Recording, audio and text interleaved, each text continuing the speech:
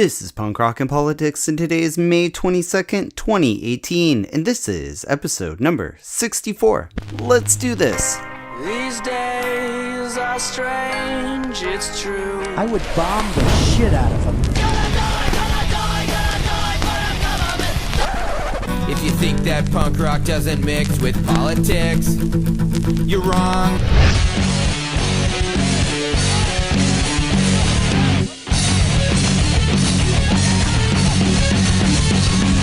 Welcome to Punk Rock and Politics. Today we'll be talking with comedian and political commentator Ron Placone about his comedy tour, former President Obama, the current state of the California Senate race, Russiagate, and why we need a new progressive party. The Democratic Party is set up to prevent a progressive takeover. It's set up to do that. Yeah. The DCCC, the DNC, it's set, super delegates, it's set up to do that. Yeah. So you either, a new structure would be tough. Okay, well, you either, I think the best way forward is either green entering or just a whole new party. Because, what's better, building a new structure or going into one that's set up against you? Yeah. It's just like, what's better? Neither one's easy, but do you build a new house or do you walk into a burning one? All that and more on today's episode. So let's get to the political mosh pit. But first, here's the news of the week. Here's what's making news.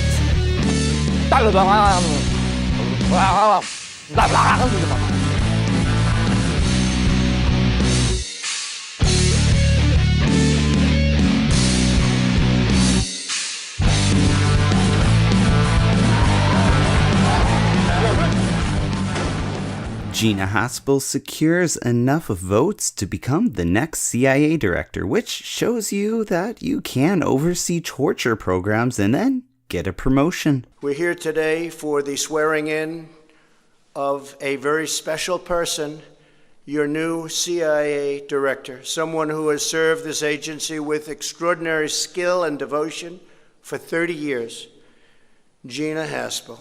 Gina, congratulations. There is no one in this country better qualified for this extraordinary office. The Supreme Court rules a blow to workers' rights in a 5-4 decision where employees argued that collective action is guaranteed by the National Labor Relations Act, whereas the employers countered that there is a ban to collective legal action under the Federal Arbitration Act, which was enacted in 1925. After this ruling, employees will not be able to bring class action lawsuits against their employers. This is one reason why it is so important to have unions and perhaps create more unions in order to protect workers' rights.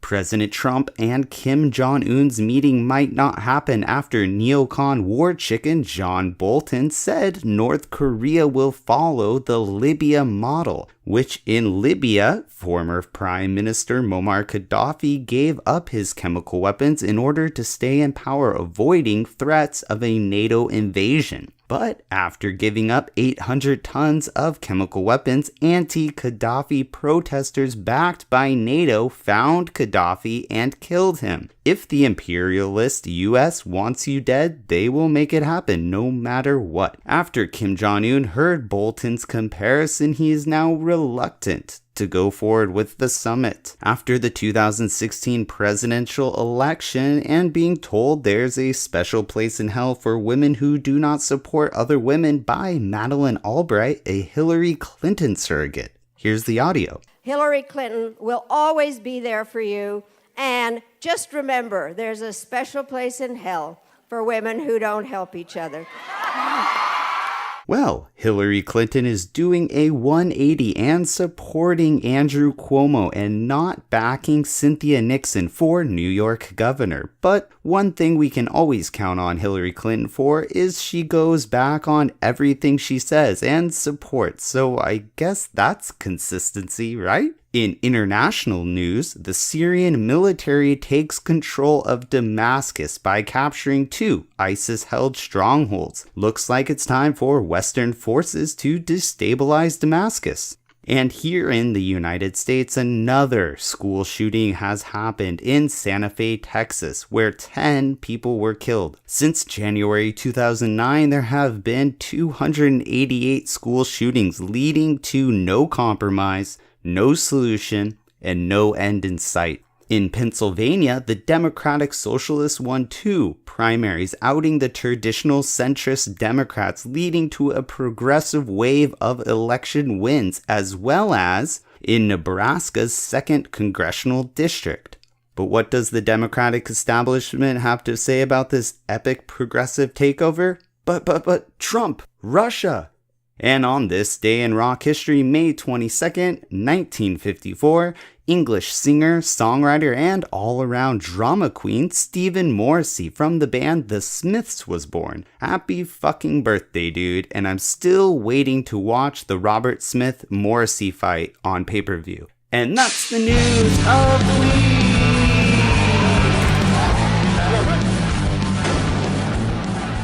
What is up? And as you already know, here on the Punk Rock and Politics podcast, we try to mix music with political commentary, and sometimes that can get a little depressing and draining. And that is one reason why I'm excited to feature on today's episodes Ron Placone.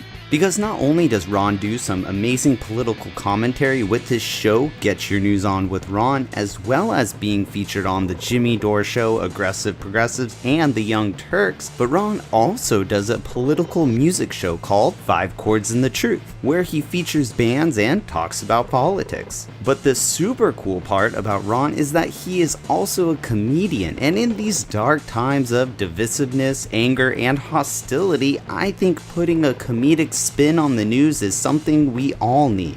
Ron is a champion of progressive values and is always entertaining and informative when it comes to politics. And that's why I was excited to talk to him before his comedy show here in San Diego at the Greek Comedy Palace. And I was even lucky enough to hear his stand-up routine where he was hilariously mixing political and social commentary into his stand-up bit. And he also has this killer joke about his mad hurling game. And what the hell is hurling, you may ask? Well, you'll have to go see him perform live to find out, I guess. But before we get into the in-depth political discussion with Ron, like always, when I feature someone who isn't in a band, I always play music from previously featured episodes, which we'll do today. But this first band hasn't been featured yet, so it's sort of a sneak preview into a future episode with the band Total Massacre. Total Massacre is an avid liberal punk band based out of LA, California, and needless to say, their music and song titles are very political and so fucking epic. But before we get to the interview with Ron Placone, here's Thoughts and Prayers by Total Massacre.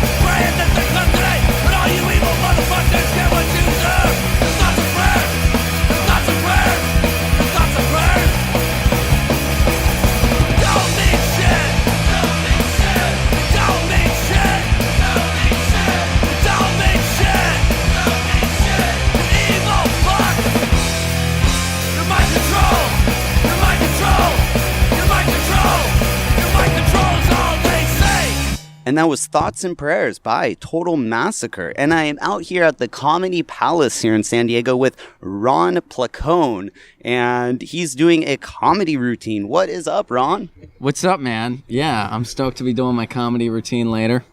That's how things will happen. I'm good. How are levels coming in? Okay. Yeah, we're flustered. Okay. Yeah, we look good. Oh, I always look flustered, man. Oh, right on. And yeah, so I found you out, or I found out about you through your YouTube channel, and then you did a bunch of like guest appearances. I think with Young Turks and other things. Yeah. I mean, I do stuff with the Young Turks, and I do most of my stuff with Jimmy Dore. Like I work with Jimmy, and we do a lot of stuff together, and yeah, that's kind of how I've been getting out there a little more. I was a road comic for a long time before that. Yeah. And the thing we're doing now is Graham Elwood, very funny dude. He has a YouTube channel called The Political Vigilante. He's also on the Jimmy Dore Show some, like me, and he has a podcast called Comedy Film Nerds. We started the Progressive Comedy Tour, which is basically we're going around, and this is our first leg of it. And so this is literally our 4th show ever doing it, but we want to keep doing it up through 2020.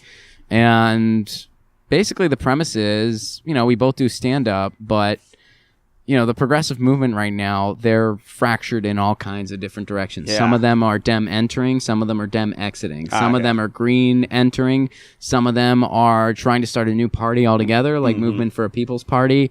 Some of them are trying to start a labor party. Some of them are just sticking to causes and unions. And that's all great, but we really, if we could kind of coalesce and have like a straightforward cause, like if DSA and the Green Party and everybody else could kind of get together, and I hate to use the word unity because it's such a cliche. Yeah. But if we could really try to, fight the policy fight, we could really be a force to be reckoned with. So what we're doing with the tour is like, well, we have a lot in common. And what better way to find out how much you have in common than getting together and laughing together? Yeah. So we've been trying to do that, and, it's been really fun so far. I mean, we've had elected people that are running for office show up, some of the shows. Oh, wow. Last night in Vegas, Amy Valea showed up, and Michael Weiss showed up. Michael Weiss is a progressive running for Nevada District 3. Amy is running for District 4. Wow. So they're both congressional hopefuls, and they're both great candidates. They showed up, and they were shaking hands afterwards, same as us. That's smart, because that's a lot of their constituency is going to be at those shows. It was really cool, man. Yeah, and so we're trying to kind of do that with this tour, like just have a place where everyone can get together, enjoy a comedy show, and hopefully, go a little deeper than that and talk about ideas and talk about like what they're up to. I mean, we had like our revolution people that were there. Yeah. We had other, groups represented, like even like some atheist groups were there and stuff like that. So yeah, it's kind of cool. And, a lot of people were exchanging business cards, being like, hey, we have all this in common. Yeah. And so, because I think the two-party system is broken beyond repair. Or it's not necessarily broken. It's set up to only help the rich. So it's working the way they planned for it to work, but it's not really helping the rest of us. And, I feel like I've really come around to that, especially even more so within the past couple years. Right. I think we all have. Mm-hmm. And so... now it's like, well, it's really up to the people to really start a movement here. And so, why not kind of coalesce in as many ways as you can? So, yeah, I definitely have noticed the party, though on the left, it's really become fractured. And it's really a shame. But let's get into that actually in a minute. But so did you start out doing comedy first and then you got into politics, or was it just kind of the same time? Yeah, to me it was always one and the same, because I got really into politics when I was in college, like right around like pretty much right after high school. In high school I was just into punk rock, and I was into playing in bands and chasing girls, and that was all I was interested in. Oh shit, yeah, I didn't know you played music and stuff too. I was never any good. Well, you're in a band, so yeah. Well, I'm not, but yeah. Well, you were. At one point. I was in high school. Like I played in a goofy little garage punk band. Nice. We weren't any good, but we had a great time. That's what it's all about. Totally, man. Yeah. And so that was like my only concern. Then I grew up a little bit and started reading Chomsky and learning more. And I was also really, really upset about the Bush administration in Iraq. Mm-hmm. And I was like, why the hell are we over there? Why is this going on? Why are my friends going to fight this war that we shouldn't be in? Yep. And I kind of woke up, you know? And so I've been really paying attention ever since. And as far as comedy goes, I was doing like radio and stuff like that. And I really enjoyed it. Like I loved doing radio, and I was really into like talk radio at that point in my life. And I saw this article that said stand-up comedy was a good way to get into radio. Oh, wow. And looking back, I'm pretty sure it was something dated from like the 80s. Right. But I was like, I'm sure it's still applicable today. Yeah. So I just tried stand-up on a whim and really liked it and just kind of kept doing it. Yeah. And, it's been a little over a decade at this point. Oh shit! So it's kind of come full circle for me, because at first I was really into politics and wanted to just do comedy to like be like a a political voice or whatever. And then I was just kind of a road comic, just doing comedy, and I loved it. I mean, I traveled 40 plus weeks a year, pretty much since 2012. And I feel now it's kind of might be harder because our politics, they're just so comedic. The reality, like I'll see an Onion article and I'm like, it's like, is this real or is this the Onion? Or a CNN article seems like an Onion article. You can't really tell. Big time, man. It's got to be hard for comedians to really, I don't know, make fun of what's going on, because usually it's you kind of can exaggerate things, but now it's hard to do that. It's a parody of itself. It is. Well, but I mean, it's interesting to talk about what got us there. Yeah. And it's really fascinating, and especially if you're coming from the point of view where it's like, both parties are really corrupt. Our entire system is screwed, and we're really getting screwed over. That's a message that is pretty universal, that a lot of people can relate to, whether they're, more to the right or more to the left. Yeah. And, obviously I'm coming from the left. Yeah. But, a true populist message kind of transcends a lot of the stuff in our contemporary politics, because it's not really represented by either party. No, they're corporatists, and that's what they're... And speaking of the populists and labor and the people, let's check out one more song, and then we'll get into the political mosh pit. So here's a really awesome band. They're from the UK, and the lead singer, Paul, he makes it very clear that his band, it's all about political change, and it's not about making money or getting famous. It's about making music as a catalyst to push social change. And I saw them, and he was going off, and you know how some bands will do jokes and stuff in between their songs, but he stopped in between songs and was saying, the corporations are fucking you all and they're taking your money, and everyone in the bar was kind of like, what? And I was like, I was like, you guys are awesome. But you got to see him in the UK? They just came to San Diego recently. Oh, they came here. Yeah, they came here. Yeah, they traveled 10,000 miles, and I got to travel 10 miles, so I figured that was a good trade-off. Yeah, you really won that one. I totally won that one. So, it was great to see him. But let's check it out, and then we'll get to the political mosh pit. Here's Division of Labor by Vile Assembly.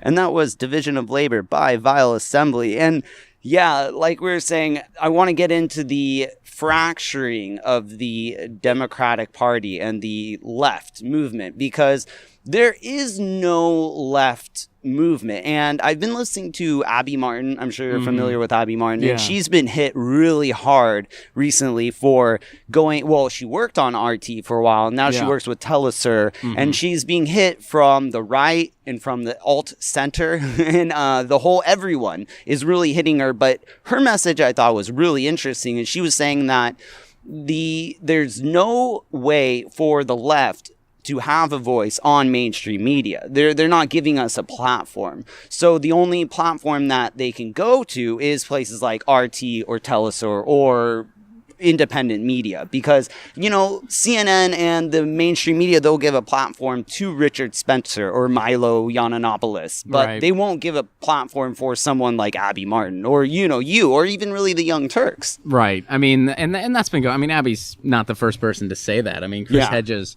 really wrote about that. They won't and he's not the first Chris person to say that either. On the mainstream media either, or even Chomsky. But they'll put Richard Spencer. Like, what the fuck's up with that? Right. I mean, we've all been saying it. And a book that really lays that out really well is Death of the Liberal Class by Hedges. Oh, yes. That's a great book if you haven't read it. But yeah, I mean, the corporate media is benefiting from the status quo as of right now. So they just have a big financial incentive to kind of preserve it. Yeah. And having somebody like an Abby Martin on, that's something they don't want to do. Having a Noam Chomsky on, that's something they don't want to do. Yeah. Having kind of just a centrist or a corporatist, that's something that they want to do. Yeah. Having somebody that's going to say, but Trump's worse, that's something they want to do, because they really love the story that everything was just hunky-dory and then Trump got here. Yeah. And he's some extent. And I'm not saying Trump's not despicable. He is. Yeah. But to entertain this fantasy that everything was just hunky-dory, then all of a sudden Trump showed up. No, Trump is the result of our system. Exactly. He's not the cause of our woes. He's the result of a system where you have two parties bought and sold by the same owners. Then, you know, when you have that, you're going to get this right-wing demagogue that's going to sell people a bunch of lies, and they're going to buy it. Yeah. And you know what? If we don't have significant radical change, we're guaranteed another right-wing demagogue every 4 to 8 years. And guess what? The next one might be competent. Yeah. So he might be way freaking worse off. Exactly. And you were talking about the Iraq War. And, you know, right now we have Gina Haspel and we have Dick Cheney coming out saying we should restart the torture program and everything. And so it kind of feels like everything went on pause for 8 years. And I know people like yourself, you would criticize Obama, and, you know, a lot of the left would criticize Obama for, you know, enhancing the drone program and keeping the NSA wiretap going, not prosecuting the banks. I mean, there's a lot of things that he didn't do. You know, he did Obamacare instead of universal, you know, single payer healthcare. But I feel like the left, and just not the hardcore activist left, but I feel like the middle left kind of just tuned out when he was becoming president. And it's really scary how I really feel like Trump, it's almost like, wow, it feels like 2003 all over again. Here we're talking about bombing Iran. They're talking about torturing people again. I mean, he wants to do worse than waterboarding. Do you see that too? Oh, absolutely. And this is just one of those things when you have... You know, when you have two right-wing parties, the one that is further to the right is going to be even more fringe. Yes. And, I mean, pro-war to a level that is absolutely repulsive beyond measure. And, you know, getting back to what you said about Obama, like, I was really disappointed about Obama. And I'm somebody that was not expecting him to be our FDR. I was never expecting that from him.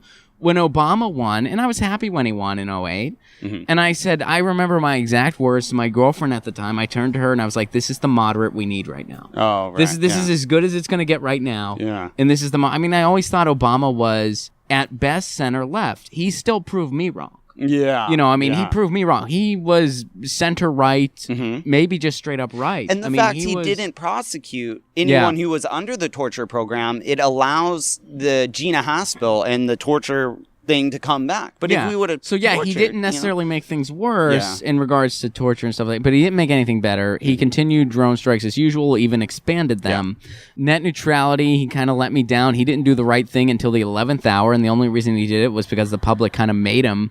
And, Obamacare, the Affordable Care Act, I mean, we were kind of sold this idea that his hands were completely tied. Well, it turns out that wasn't really the case. Yeah. And what he actually did was he actually screwed over his colleagues to the left. Yeah. He screwed over Dennis Kucinich, who, by the way, was the person I supported for president in 08. That's who I wanted to see be president, not Obama. I wanted Kucinich. Yeah. And so as time goes on, now the other side to this, even as flawed as he was, Obama was still the best president of my lifetime.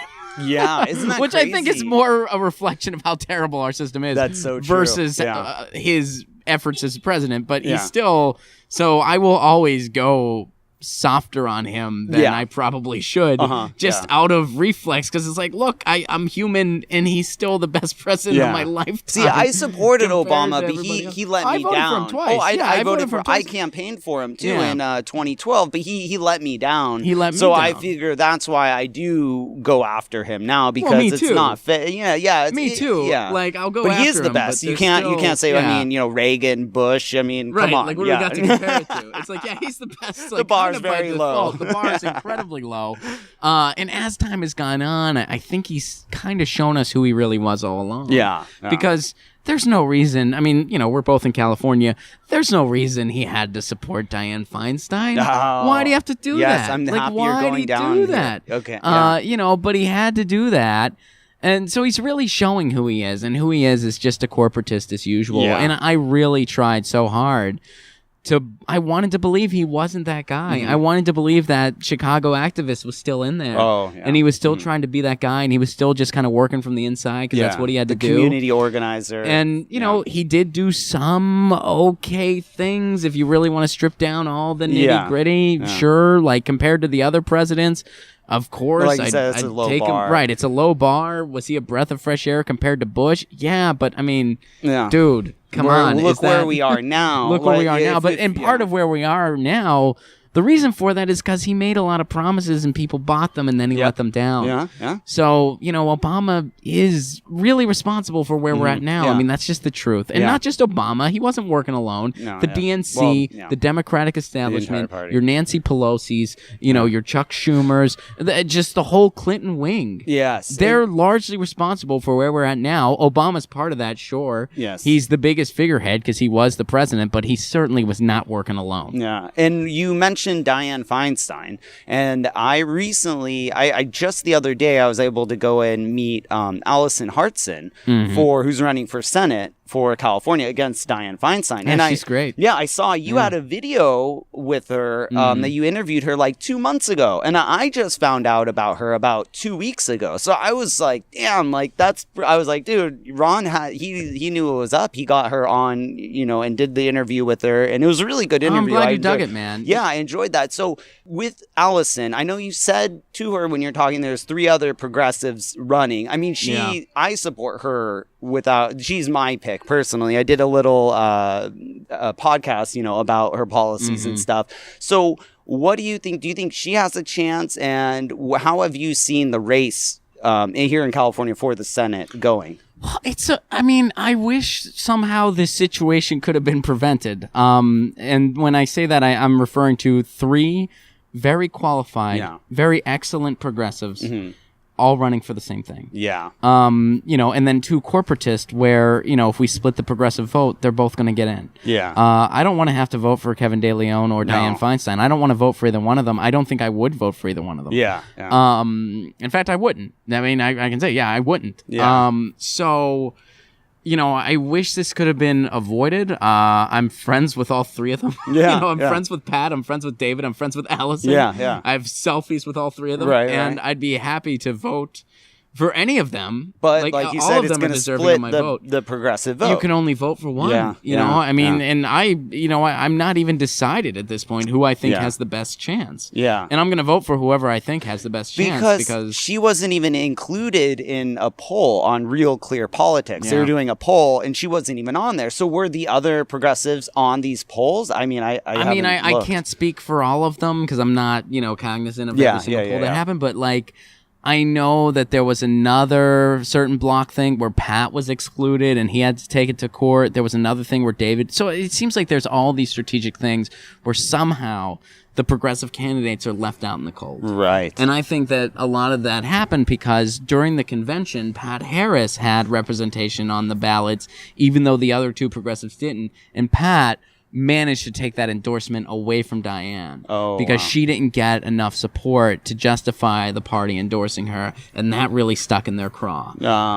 So they kind of just are trying to screw over all three of them in different ways. So it's sort of like a pretty lame situation where you have these three very qualified progressives, all of whom I hope have a future in politics. Yeah. Usually in any given race, I don't find anybody I want to vote for. Yeah. There's a case where there's you kind of hold your three nose people- and pick the best, or you the just- worst best. Or you just leave it blank Yeah. and vote on policy. Yeah, I mean, yeah. I would have done that in 2016 had I not been able to vote for Jill Stein. Yeah. And I mean, it's a weird situation. I wish it could have been avoided. In some ways, a positive way to look at it is we're building a deeper bench. Mm-hmm. But the other side of it is, but now, we might have more Dianne Feinstein. And that's or 6 we're gonna years. Have, That's a Senate seat. Yeah. Or we're going to have De Leon because in some ways, I think he might be even worse because I think he's a wolf in sheep's clothing. I mean, he takes corporate money. He's wishy-washy when you hear him talk. And, I mean, how many times are you going to get fooled before you put your foot down and say no more? And I'm at that point now where it's like, you know what? You take corporate money, you ain't get my vote. Yeah. You don't support single payer, you ain't get my vote. Yeah. If you have a history with the Bush administration, Yeah. you ain't get my vote. Yeah. And there's people that are apologists for those people. I mean, there's people that get on my case. Yeah. I criticized Richard Painter. People got on my case that he's a progressive now. He's reformed. How can you say that people won't change? I'm like, well, look at the way he's conducting himself. Yeah. He used this whole Trump-Russia nonsense to enrich himself. Yeah. And now he's trying to run for office because of it. This guy's an opportunist. An Yeah. opportunist. And if you're going to fall for that because he's throwing you a few little progressive talking point scraps, Right.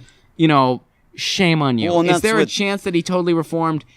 Maybe. I mean, Yeah. I guess I can't say 110% that that's not the case, but what is the likelihood? I would say less than 5%. So am I willing to get behind this person? Hell That's no. a bad Hell risk no. to take. And then you have, that's a perfect example with Feinstein. She just now is on the boat with marijuana legalization, recreational legalization. She's come around, but that's not because she had a change of heart or her policy change. She just is saw the so- writing on the wall, Yeah, So I she mean, is so she's far the worst. behind Yeah. public opinion, and I mean, it's comical in a dark way that she's even running. Yeah. It's like, how much money do you need? Yeah. Well, I Like- saw her campaign ad. I saw 2 campaign ads on CNN. I keep that on in the background sometimes because I need to know what they're feeding the mainstream media Sure, people, yeah.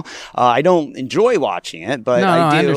And but they had 2 commercials. She had 2 commercials on while I was watching it during that time. And both of them, she was talking about the Newtown school shooting. And basically, I'm tough on guns. I want to regulate. And it's like, dude, that's what you have? That's all that's she what has. you have? That's all she has is that she's said a few okay things about guns. I mean, when push comes to shove, I'm sure you can count on her folding. Yeah. But she said some nice things about guns, and she's told some nice Well, stories. how hard That's is it the to be only against guns in Anybody that California? defends her, that's Yeah. all they have.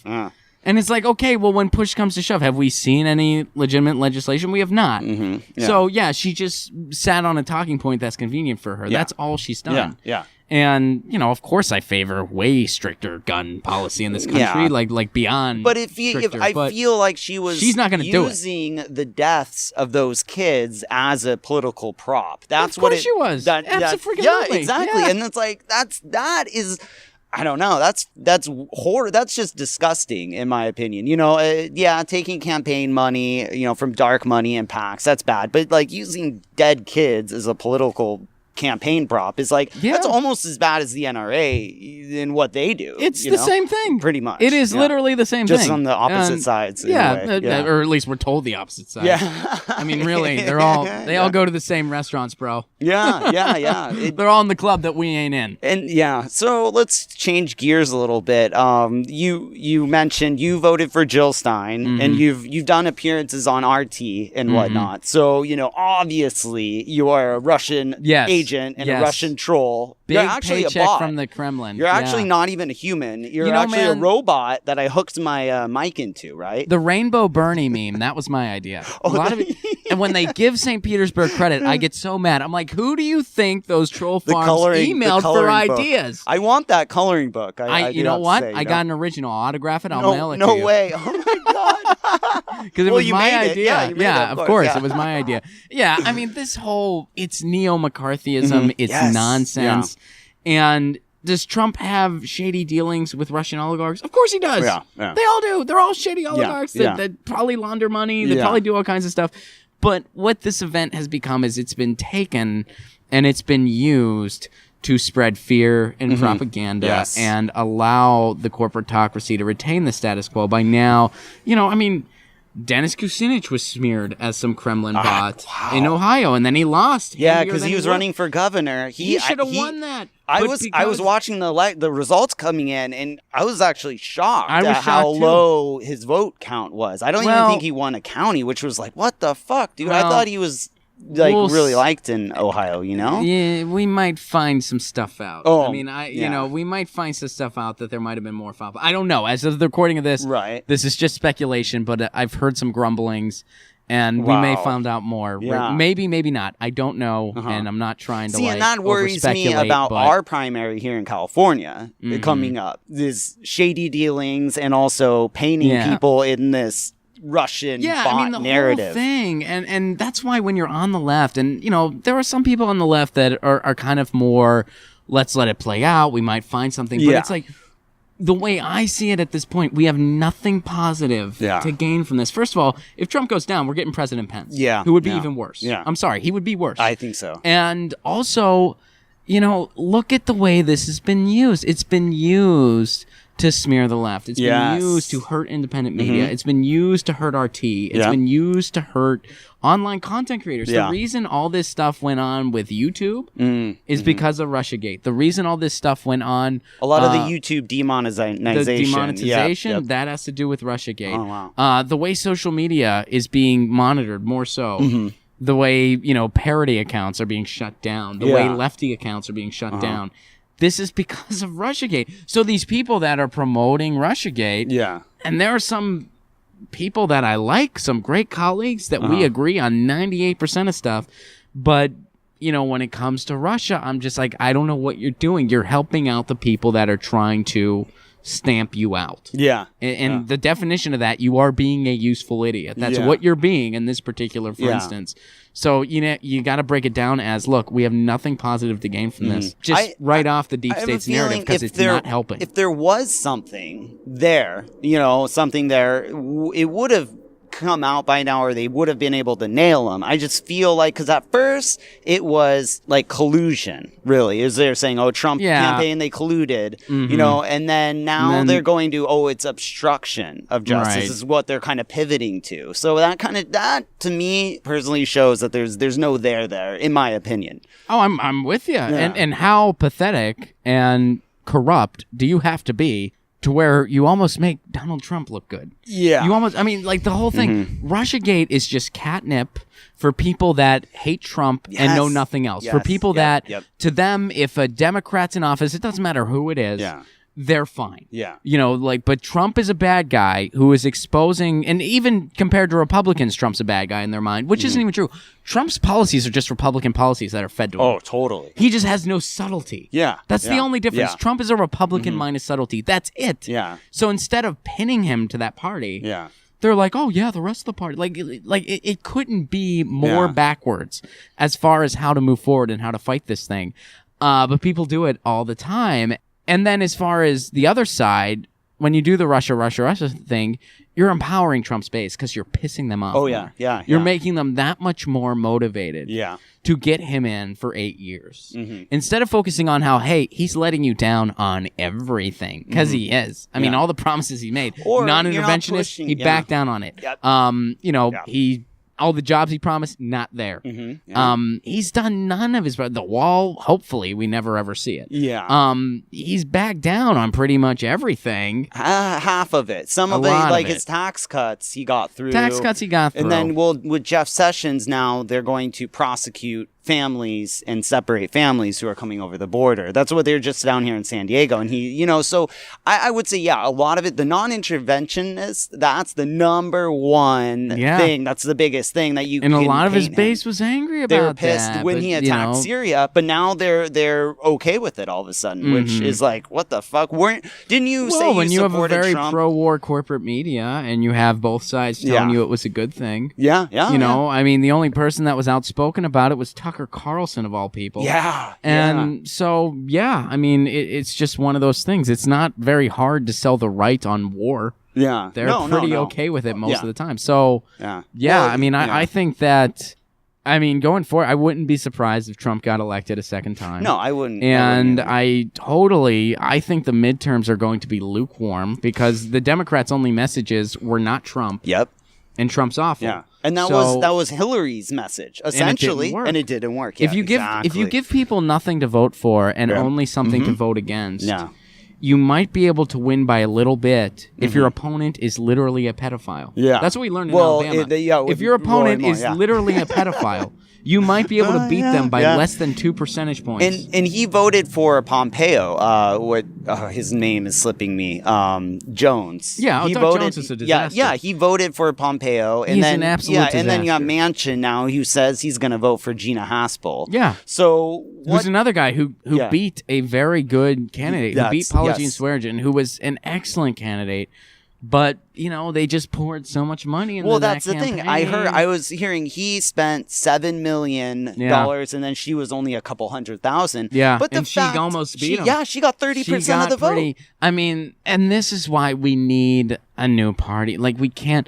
The Democratic Party is set up to prevent a progressive takeover. It's set up to do that. Yeah. The DCCC, the DNC, it's set... Super delegates, it's set up to do that. Yeah. So you either... Well, a new structure would be tough. Okay, well, you either...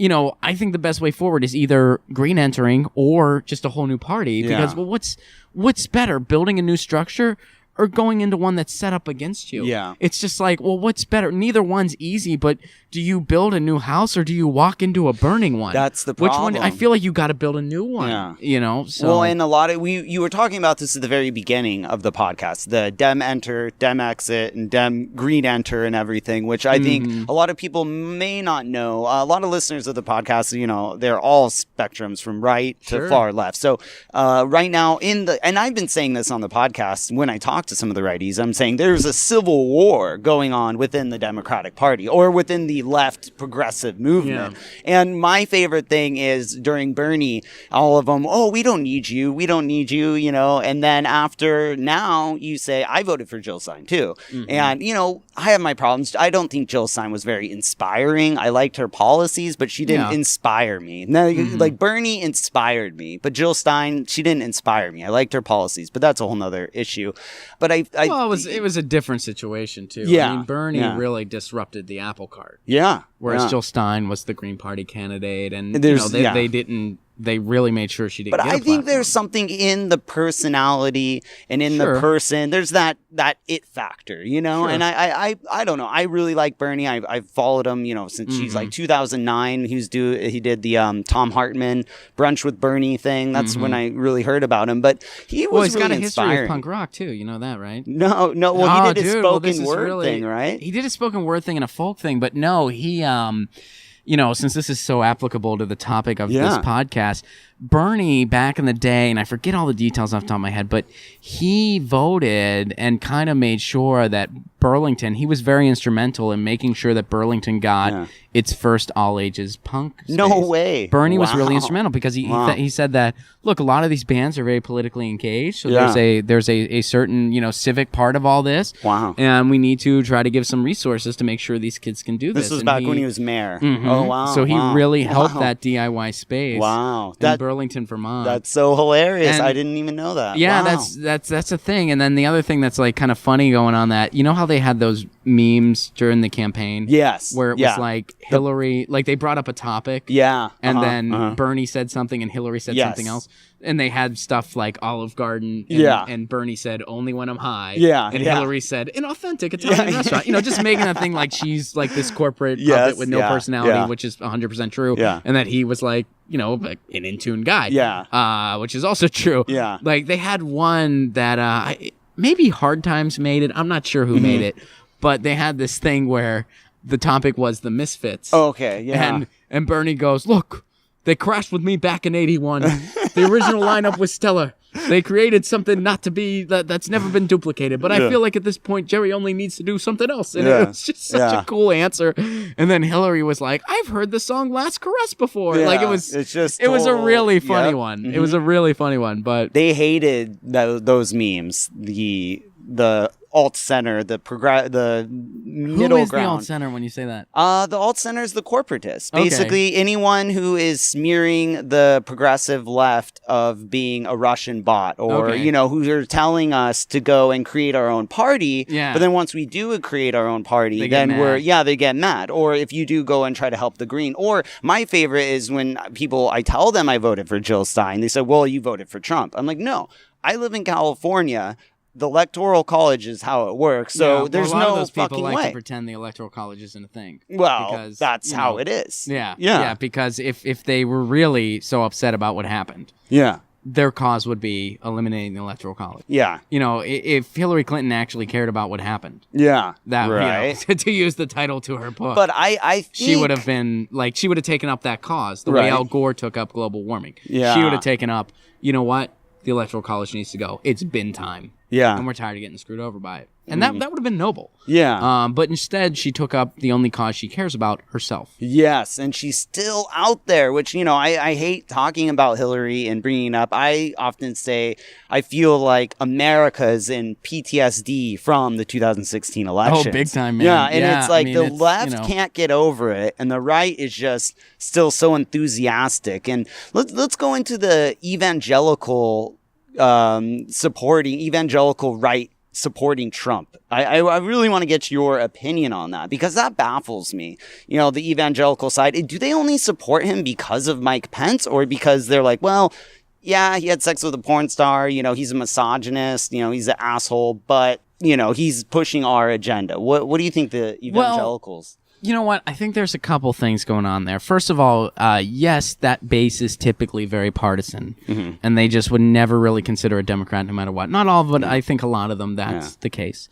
I think that Mike Pence, when you have a very fringe, religious, right-friendly vice president, that really helped. And if he's cool with Mike Pence, if he's cool with Ted Cruz, he's cool with us. Yeah. I think that's a big part of it.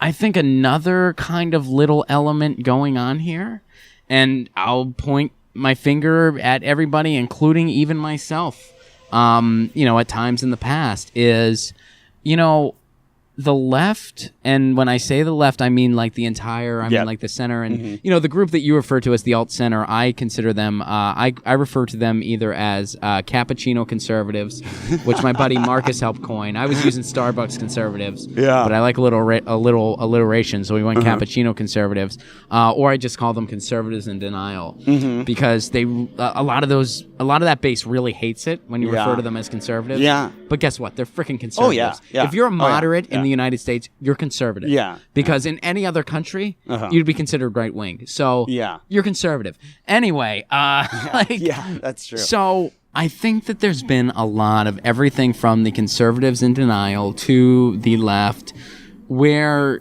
there was some crying wolf where, you know, everybody's a racist, everybody's a sexist, everybody. So, yeah, Donald Trump, I do think it's very fair to say Donald Trump's racist. I do think that's very fair to say, based on all the evidence available, going back from the Central Park 5 to discriminatory housing. I mean, how much more do you need? The fact that he couldn't denounce Nazis? Yeah. What more do you want? Yeah, there's fine people on both sides. Yeah, I mean, come on, dude. Yeah. So I think that's very fair to say. But, you know, when you call every single Republican a racist, when you call Bernie Sanders a racist and a sexist, you're crying wolf, and people don't take it seriously anymore. They're over it. They just see that as you being overly PC or whatever. So now you have a true racist, sexist, and you're saying it, and they're kind of like, well, you've heard this before. Whatever. Nobody took that seriously. Crying wolf. Yeah, you're crying wolf. You've cried wolf too many times. Yeah. And, you know, and hey, there were times out of anger where I referred to George W. Bush as a racist. Oh. Yeah. Is he? Maybe. I don't know. Yeah. But, you know, as far as his life history compared to Donald Trump, he hasn't really done anything that I know of that warrants that. He's just kind of a useful idiot, I think. I agree, Bush. you know. So that's why I'm saying I include myself. I've done this. I'm guilty of it. Yes. And I've learned my lesson, and I try to be better about that now. Where it's like, okay, just because someone's a horrific warmongering Republican, useful idiot, and has a Southern twang, you can't just attach any, you know, like any label on them that you want. You have to criticize them for reasons that exist to criticize them, and there are plenty for Bush, for Romney, for the entire right. But, you know, let's keep it in the lane it belongs in. Because otherwise, it's gonna come back and bite you in the face. And focus on policy. I think that's something that we don't do, but I think if the left really focused on policy, what the left wants to push in their policy, and then they focus on why the right their policy is bad and hurts people, I think that would be way more effective than just screaming racist, bigot, sexist, and everything all day. Well, and to have true policies that are an alternative, you know, using the Affordable Care Act as an example, the AHCA was literally an anti-healthcare bill. It took healthcare away from people. It was a healthcare act that took healthcare away from millions of people. That's not a healthcare act. That's just a brutal piece of cruelty. Is what that was. Helping corporations. It was a handout to the insurance companies. Which the Affordable Care Act also was. The Affordable Care Act also was that in a less brutal way. That was a baby step better than what we had before because we had nothing. You know, the Affordable Care Act was a very not good piece of legislation. But we had nothing. So they it was passed, not nothing. The mind-blowing thing is they passed the ACA with not one Republican vote. Right, because Obama's face was on it. Exactly. It was Mitt Romney's healthcare plan. Yeah, when he was in Massachusetts. But it's like, I always liken it to this. Tell me if you think this is right. It was like Obama went to go play poker, and he just kind of, or a bargain, and he started in the middle when the compromise. With the ACA, you can't start in the middle. You have to start on an extreme if you want to, and then maybe they'll be so scared. Oh shit, he's gonna actually do universal single payer healthcare, and he has the votes. He could have done the filibuster and got it through. But he didn't even do the public option. No, I mean, he didn't even. He caved on the public option. Everybody because who wanted to hold him, companies wouldn't have supported it. So and everybody that wanted to hold him accountable for that, what did he end up doing? You know, Kucinich, his arm was twisted. Kucinich voted for it because his constituents wanted it because they had nothing. It's better. It was better than what it was. And it was better than absolutely nothing. So Kucinich's arm was twisted. You know, he pleaded with Obama. Obama told him to pound salt. And then what did Obama do afterwards? He redistricted him. You know, and I heard Kucinich talk about that. You know, he talks about it on the Jimmy Dore show. Dennis Kucinich does. So I was sitting in the room while that was going on, hearing him tell that story, boiling with anger and thinking, man, this guy... That's pretty Obama really was a center-right corporatist. He really was. He proved that that's who he is. And that's essentially why really he lost the seat. Dennis Kucinich. Yeah, right? I mean, and it's a total bummer, but that's you know, that's where the two-party system is. So when you have one party that's proposing right-wing policies that might be a little better than nothing at all, well, the alternative has to go even further. You know, so it's just this dance to the right, and man, we gotta stop it because I don't see how it could get more fringe. I mean, it could get. It certainly could. I could see how it could get more fringe, but I don't want it to Yeah. get that much more to the right. I mean, what I'm saying is it'll be really freaking ugly. Oh, really? You know? ugly. I mean, yeah, it's yeah. like, and the problem is the left isn't fighting back. They are, but like we've talked. The ones whole with thing. power aren't. Yeah, well, the ones with power exactly, aren't. I yeah. mean, the status quo is complacent. The gravy train keeps rolling for the Democrats no matter what. Mm-hmm. And those in real power, and that's one of the things, I used to think for a long time, and I'm sure you're probably the same way, that, I'm a progressive guy. The Democrats don't really speak for me, but they're a clearer glass than the Republicans. Mm-hmm. Yeah. And now I don't really feel it. I mean, certainly they're not. After 2016, right. I'm like, are no they way. as bad as the Republicans? No. Yeah. But the system is rigged against you. So it's like, yeah, they're a little less severe, but they're going to do nothing. Mm-hmm. So your choices are nothing or awful. Mm-hmm. Nothing or awful. And, well, if I lived in a country where the people were cool with nothing or awful, I guess it's my job to really change people's minds, or not my job as an individual, but, the collective, us. Yeah. It's our job to change people's minds. But we don't live in that country. Right. We live in a country that wants everybody to have health care, that wants educational opportunities without going into a lifetime of debt, that wants a living wage. Yeah. You're talking about polling. It polls over 60% of 50%, adults want single payer at this point. 60%. Yeah. A lot of them support the fight for 15, and the ones that don't, it's because they've been lied to. Yeah. Yeah. So, I mean, it's we don't crazy have a how these representative policies system. can't win when they have overwhelming support. Yeah, and it's because of just a lack of power and a lack of, and kind of like we have this boogeyman on the other side. I mean, I don't know, and and I hate to use this as an example, but it's just such a glaring example because it was such a turning point moment, the 2016 election. Yep. I don't know many people that voted for Hillary Clinton. I know a lot of people that voted against Trump. Yeah. And they did it twice. Yeah, oh, yeah. They voted for Hillary in the primary because they didn't think Bernie had a chance. And they voted for Hillary again in the general because their alternative was Donald Trump. They hated Trump. Yeah, yeah. And it's like, you know what? First of all, you don't understand the point of the primary, in my opinion, because the way I was taught, and maybe I'm wrong, but the way I understand it, a primary is so the base can show the candidate what they really want. Yeah. And then because of that, the candidate that comes forward is the strongest one possible to win the base over and win the election. Yeah. I'm pretty certain that's the point of a primary. Yeah. Oh, but Bernie pushed Hillary to the left, though. According to a couple press releases. Yeah, according to a couple press releases. And whoever bought that, I have some coastal property to sell you in Indiana. Tweet me. Awesome, man. Well, yeah, on that note, we got to wrap it up because you got to get in there and perform some comedy and make everyone laugh. And I think in this current political atmosphere, that's going to be the best way to make everyone happy and, bridge this divide that we've been doing is comedy, really. So, I think that's awesome what you're doing. And it's really cool to hear your story, how it came full circle from comedy to politics, and now you're kind of mixing them up to both. And you were in a band, and you're big into punk rock music. I was in a band, and I love punk rock music. So, that's and awesome. I do a music show for fun every so often. Yeah, plug that before I let you go. Plug that and plug all your stuff. Where can everyone find you online? So follow me on Twitter at Ron Placone. It's just RONP as in Paul LACONE. RonPlacone.com. Find out when I'm coming to a city near you. I do my live stream Get Your News On with Ron every Tuesday through Friday at 10 a.m. Pacific Standard Time. Unless I have a weird road schedule or tour schedule, then it kind of mixes around, and sometimes I'll do a Monday episode to make up for it. Things have been a little weird as of recent. I'm not sure. This won't drop for a while, right? Oh, this will be in about a week. Okay, 2 weeks, so it might be back to normal by the time people are hearing this. So I won't bother. But as of the recording of this, Jimmy, you're out on the road right now. Well, I'm out on the road, and Jimmy Dore had surgery recently, and so because of that, I've been helping out some on his other show, Aggressive Progressives, the TYT show. Okay. So I've been filling in some there while he gets better. Nice. So that has, infringed on Get Your News On with Ron. But I do Get Your News On with Ron every Tuesday through Friday at 10 a.m. Pacific Standard Time on my YouTube channel, which is youtube.com/Ron Placone.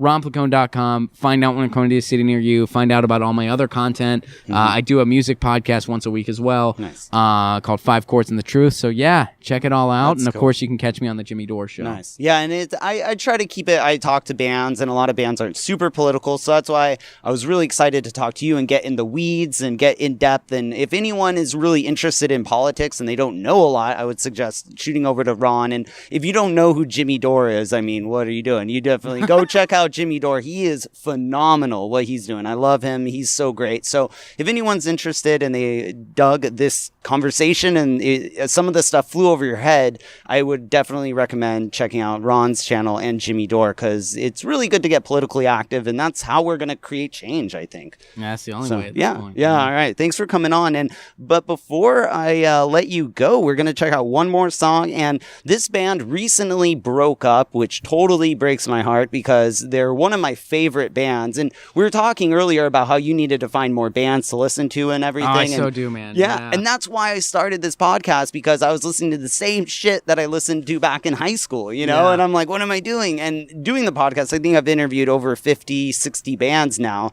And there's so many great bands. But this band, Fossil Youth, they're Such so a cool good. name. Yeah, I That know, is a right? badass And they're name. located in the Midwest area, I think, and their cover art is just beautiful, and their album is great. Cover, first song to the end, it's such a great all the way through. So anyone, I know they don't exist anymore, but definitely, you should check them out. Anyone who's listening, definitely check out Fossil Youth. They were on the podcast quite a few months ago, but I definitely have to give a big shout out. So I will let you go, and thanks for coming on so much. Thanks for having me. Cool. And here is Late Night Swim by Fossil Youth.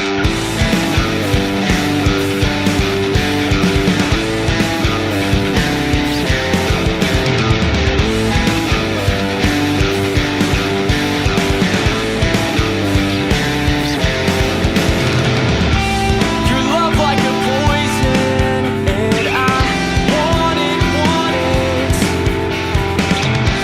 Your skin like a castle, and I want it. So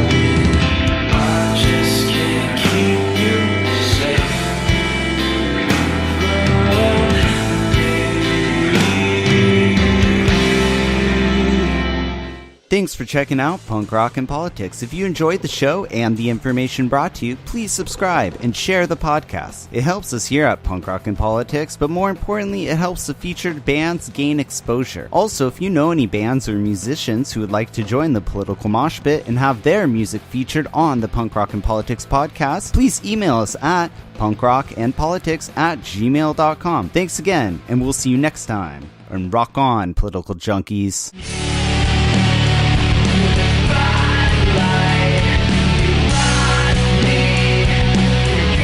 I think all our society is run by insane people for insane objectives. Doing a better job of talking to each other. The left hand now knows what the right hand is doing. Look at those hands. Are they small hands?